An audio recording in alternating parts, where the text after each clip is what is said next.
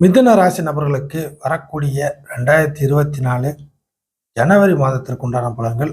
மிதுன ராசி நபர்களை பொறுத்தவரை இந்த மாதத்தில் கிரக நிலைகள் அப்படின்னு பார்த்தீங்கன்னாக்கா, ராசிக்கு நேர் 7ஆம் பாவம்னு சொல்லக்கூடிய தனுசு வீட்டில் புதன் இருக்கக்கூடிய ஒரு நிலைமை. அதற்கு அடுத்த அமைப்பாக இந்த ராசிக்கு முற்றிலும் எகெயின்ஸ்ன்னு சொல்லக்கூடிய செவ்வாய் ராசிக்கு 7ஆம் பாவத்துடன் தொடர்பு. அப்போது செவ்வாயுடன் இணக்கமாக செவ்வாயுடன் தொடர்புலேயே இருக்கக்கூடிய அமைப்புகள் உருவாகும். அதற்கு அடுத்த நிலைமையாக சுக்கிரன் இந்த ராசிக்கு 50% நல்லது தரக்கூடிய சுக்கிரன் 1லிருந்து 20 தேதி வரை விருச்சக வீடு. அதற்கு அடுத்த அமைப்பாக மாச கடைசி அப்படின்னு பார்த்தீங்கன்னாக்கா தனுசுல மாற்றம். இதுதான் மேஜராக இருக்கக்கூடிய கிரக நிலைகள் மிதுன ராசி நபர்களை பொறுத்தவரை. அப்போ மிதுன ராசிக்கு கிட்டத்தட்ட வந்து பார்த்தீங்கன்னாக்கா செவ்வாயுடைய நகர்வு 7லிருந்து ராசியை பார்க்கக்கூடிய ஒரு அமைப்பு. இப்போ முதன்மையாக சுக்கிரனை பார்த்துடலாம். சுக்கிரன் இந்த ராசிக்கு 1லிருந்து 20 தேதி வரை 6ஆம் பாவத்துடன் இருக்கிறதுனால இந்த ஜனவரி மாதத்தை நீங்கள் செலவுகள் அப்படிங்கிற ஒரு விஷயத்தின் மூலியமா கடந்து வருவதற்கு கையிருப்பு நீங்கள் போட்ட பட்ஜெட்லேருந்து கூடுதலாக செலவாகும். அதே சமயம் வந்து பார்த்தீங்கன்னாக்கா கடன் வாங்கியும் சில செலவுகளை அதிகமாக செய்வதற்கான வாய்ப்புகளும் உண்டு. ஸோ இந்த செலவுகள் விரயம் அப்படிங்கிற ஒரு விஷயம் வந்து ஜனவரி மாதத்தில் கொஞ்சம் உங்களுடைய பட்ஜெட்டை தாண்டி கொஞ்சம் கூடுதலாக போகிறதுக்கு வாய்ப்புகள் அதிகம். அதற்கடுத்த அமைப்பாக சம்பள வேலையில் சில மாறுதல்களை தேவைப்படக்கூடிய நபர்களுக்கு நிச்சயமாக உண்டு. குறிப்பாக செலவுகள் அப்படிங்கிற ஒரு விஷயம் வந்து பார்த்தீங்கன்னா, பயணம் டிராவல் மூலியமான செலவுகள், ரிலேஷன் ஒன்று கூடுவதன் மூலியமாக உங்களுக்கு நடக்கக்கூடிய செலவுகள், உங்கள் வீட்டுக்கு வருகை புரியக்கூடிய நபர்கள் மூலியமாக ஆகக்கூடிய செலவுகள், இந்த மாதிரியான ஒரு செலவுகளையும் நீங்கள் எடுத்துக்கலாம். அதற்கு அடுத்த அமைப்பாக வந்து பார்த்தீங்கன்னாக்கா அன்றாட செலவுகள். இந்த மாதிரியான ஜனவரி மாதத்தில் செலவுகள் ஒரு விஷயம் வந்து பார்த்தீங்கன்னாக்கா சற்று கூடுதலாக தூக்கலாக நடைவதற்கு வாய்ப்புகள் உண்டு. சுக்கிரன் என்ன விரயபாவம், தன்னுடைய இடத்தை தன்னுடைய பாவகத்தை மாற்று பாவகத்தின் வழியாக பார்ப்பதனால் இந்த விஷயங்கள். இல்லை 12ல் இருந்தார்னா அது வேற மாதிரியான பலன். 12ஐ பார்ப்பதனால் இது ஒரு விஷயங்கள். அப்போ இந்த காலகட்டத்தில் ஆரோக்கிய ரீதியாக நீங்கள் பார்த்துக்கணும். ஏன்னா 6ல் போய் சுக்கிரன் இருக்கிறதுனால செலவுகள் ஆரோக்கிய ரீதியாக கூட உங்களுக்கு வருவதற்கு வாய்ப்புகள் இருக்குது.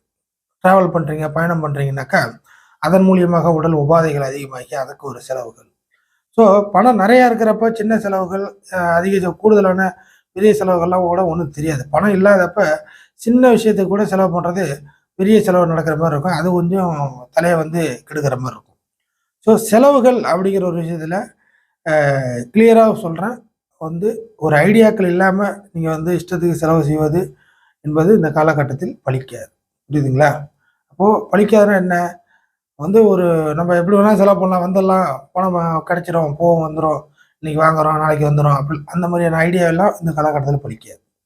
ஸோ இருக்கிறத வச்சு தான் நீங்கள் வந்து மூவ் பண்ணுற மாதிரி இருக்கும். அதனால் தேவைக்கு அதிகமாக செலவுகள் அப்படிங்கிற ஒரு விஷயம் முன்னிலைப்படுத்தினாலும் நீங்கள் வாங்கக்கூடிய கடன் கூட கொஞ்சம் ஓரளவுக்கு கண்ட்ரோலாக பண்ணிக்கிறது சௌரியம். ஸோ செலவுகள் விஷயத்தில் நீங்கள் ஜாக்கிரதையாக இருக்கணும். அதற்கு அடுத்த அமைப்பாக செவ்வாய் 7ல் இருக்கிறதுனால கிட்டத்தட்ட 7ஆம் பாவங்கிறது நீங்கள் மற்றவர்களுடன், அதாவது பிறரை சந்திக்கிறது 7ஆம் பாவகம். உங்களுக்கும் அவங்களுக்கும் குடுக்கல் வாங்கல் 7. அதற்கு அடுத்த அமைப்பாக நீங்கள் ஒருவருடன் இணக்கமாக செயல்படுவது, வாழ்க்கை துணை, பார்ட்னர், கூட்டாளி, கூட்டு சேர்க்கை, மற்றவர்களுடைய விஷயத்தினுடன் மற்றவர்கள் சொத்து பொருள் இந்த விஷயத்தை வந்து நீங்கள் உரிமையுடன் அணுகுவது, அடுத்தவர்கள் சொல்லக்கூடிய வாய் வார்த்தைகளை நம்புவது, பிறருடன் ஒத்துழைப்பு, உங்களுடைய திட்டங்களுக்கு ஏற்ப பிறருடன் ஒத்துழைப்பு, 4 பேருடன் சேர்ந்து ஒரு விஷயத்தை வந்து உருவாக்குவது, சேர்ந்து செய்வது, நான் இதை பண்ணுறேன் நீ அதை பண்ண அப்படிங்கிற மாதிரியான ஒரு ஒப்பந்தம், கூட்டு ஒப்பந்தங்கள். ஸோ 7ங்கிறதே மற்றவர்களை குறிக்கும். அப்போ இந்த இடத்துல வந்து பகைப்பற்ற கிரகமான செவ்வாய் வருவது மிதுன ராசி நபர்களை பொறுத்தவரை சற்று வில்லங்கத்தை ஏற்படுத்துவதாக அமையும். சற்று கலாட்டாக்கள் நடக்கும். மற்றவர்களை நம்பி இந்த காலகட்டத்தில் நீங்கள் இறங்குனீங்கன்னாக்கா அவர்கள் உங்களை வந்து ஏதாச்சும் உங்களை காயப்படுத்துவதற்கும் உங்களை வந்து பிரச்சனையில் மாட்டுவதற்கும் வாய்ப்புகள் இருக்குது. அவசர கதியில் நீங்கள் இறங்கக்கூடிய விஷயங்கள் எதுவுமே உங்களுக்கு பயனளிக்காது. உடனே ஸ்பீடு பிக்கப்பு உங்களுக்கு இந்த ஜனவரி மாதத்தில் செவ்வாய் 7க்கு வரதுனால அவசர கதியில் இறங்கி செய்யக்கூடிய எந்த விஷயங்களும் உங்களுக்கு அது வந்து உங்களை எல்லை மீறின செயலாக இருக்குமே தவிர உங்கள் பிளான் படி உங்கள் திட்டங்கள் படி நடக்காது. ஸோ இது வந்து கூட்டு நீங்கள் இது வரைக்கும் நம்பிக்கிட்டு இருந்த நபர்கள் வழியாக தான் உங்களுக்கு சில எக்குத்தப்பான ஏட்டிக்கு பூட்டியான சம்பவங்கள் நடக்கும். ஸோ இந்த காலகட்டத்தில் ஜனவரி மாதத்தை பொறுத்தவரை கூட்டாளிகள் கூட்டு அப்படிங்கிற ஒரு விஷயங்கள் உங்களுக்கு அந்தளவுக்கு கை கொடுக்காது. அவர்களுக்கு கை கொடுக்கும், உங்களுக்கு கை கொடுக்காது. ஸோ இந்த பிரச்சனைகளை ஹேண்டில் பண்ணுவது புதனுடைய கையில் மட்டும்தான் இருக்குது. அப்போ அந்த விஷயங்கள்லாம் என்னென்னங்கிறது தெளிவாக சொல்கிறேன், கேட்டுங்க. அதற்கு அடுத்த அமைப்பாக சகோதர அமைப்புகள் சரி வராது. ஆண் வர்க்கத்தின் மூலியமான பிரச்சனைகள் உங்களுக்கு அதிகமாகும். நீங்கள் ஆணாகவே இருந்தாலும் ஆண் வர்க்கத்தின் மூலியமாக ப்ராப்ளங்கள் உங்களுக்கு கொஞ்சம் அதிகமாக மாறும். புரியுதுங்களா? குறிப்பாக சுக்கிரனும் 6ல் இருக்கிறதுனால இந்த சொந்த பந்தங்கள் அப்படிங்கிற விஷயம்லாம் இந்த மாதத்தில் கொஞ்சம் நெருடல்களை கொடுக்கக்கூடிய மாதமாக அமையும் மிதுன ராசிக்கு. பெண்கள் வழியிலே நீங்கள் ஜாக்கிரதையாக தான் இருக்கணும். ஆண்கள் வழியில் நேருக்கு நேரான பிரச்சனையை சந்திப்பீர்கள். பெண்கள் வழியில் மறைமுகமான பிரச்சனையை சந்திப்பீர்கள். அவர்களை ஏதாவது நம்பிக்கிட்டு இருந்தீங்கன்னா கூட அவங்க வந்து சில விஷயத்துக்கு ஒத்துழைப்பு தர மாட்டாங்க. அதன் மூலியமாகவும் மறைமுகமான சில சிக்கல்களை, தர்ம சங்கடமான சூழ்நிலையை சந்திப்பீர்கள். எச்சரிக்கை, கவனம். ஃபைனலாக புதனுடைய தொடர்பு எப்படி கை கொடுக்கும் அப்படிங்கிற விஷயத்த பார்த்தீங்கன்னா, உங்களுடைய எதிர்காலத்தை கருதி இப்போதைக்கு பிளான் பண்ணுங்க. தற்போதைய சூழ்நிலைகள், தற்போதைய பிரச்சனைகளை மையப்படுத்தி எந்த ஒரு விஷயத்தையும் எடுத்தோம் கவிழ்த்தோம் அப்படிங்கிற விஷயத்தில் நீங்கள் வந்து ஈடுபட தேவையில்லை. செவ்வாய் கூடயும் தொடர்ந்து பயணிக்கிற ஒரு சூழ்நிலை புதனுக்கு இருக்கிறதுனால வேறு வழி இல்லாமல் சில நபர்களுடன் சகிச்சுக்கிட்டு சண்டை வம்பு போட்டுக்கிட்டு வேறு வழி இல்லாமல் பழகினவங்களே இப்போ பின்னாடி முதுகில் குத்தின அமைப்புகள்லாம் கண்ணுக்கு நேராகவே தெரியும்.